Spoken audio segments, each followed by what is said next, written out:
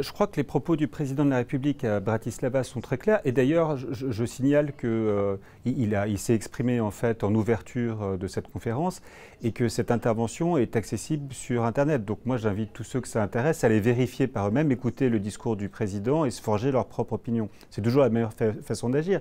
Mais enfin, vous m'interrogez, je pense que les mots choisis sont très clairs. Le président, il a dit sur la question de l'élargissement, les prochains élargissements, la question n'est pas de savoir si ça doit se faire.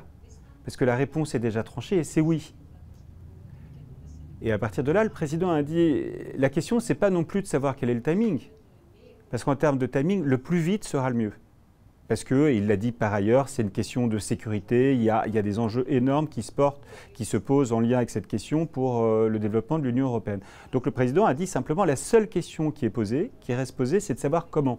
Dans quelles conditions cet élargissement qu'on souhaite le plus rapide possible va se poser. Et à partir de là, évidemment, il y a différentes possibilités de faire des exégèses, mais moi, si j'essaye de synthétiser un petit peu le champ du possible, je pense qu'il faut distinguer ce qui relève de la négociation d'adhésion jusqu'à l'intégration, et puis ensuite tout ce qui vient à partir de l'intégration dans l'Union européenne.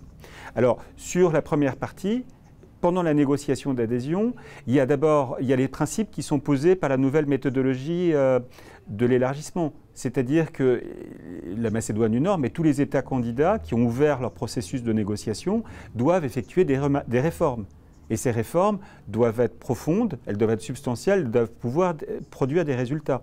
Et puis il y a aussi ce qu'on appelle l'intégration graduelle. C'est-à-dire que pour les États qui avancent rapidement dans leur processus de réforme, il y a la possibilité d'avoir des avantages anticipés avant même de rejoindre l'Union européenne. Avantages en matière d'accès au financement, aux fonds européens, participation à des programmes, participation à des politiques, participation à des groupes de travail à Bruxelles, etc. Et ça, il faut effectivement qu'on précise les modalités de ce chemin. Donc ça, c'est pour la première partie. Et puis pour la seconde partie, après l'intégration, il y a une question qui est posée, mais cette question, elle ne concerne pas les pays candidats. Cette question, elle concerne les États membres et les institutions de l'Union européenne. C'est la question de savoir comment, dans une Europe élargie, on fait pour que l'Europe continue à fonctionner efficacement et soit en mesure d'affronter les défis du monde de demain. Et à partir de là, il y a des tas de réponses qui sont possibles, mais parmi les questions qui sont envisagées, qui sont posées sur la table, sur lesquelles d'ailleurs travaille un groupe qui a été spécialement mis en place entre la France et l'Allemagne, il y a la question soit de l'abandon du droit de veto, des décisions à l'unanimité, soit de la réduction du champ des sujets qui sont décidés à l'unanimité. Donc vous voyez que c'est des sujets qui sont potentiellement également intéressants pour ce pays.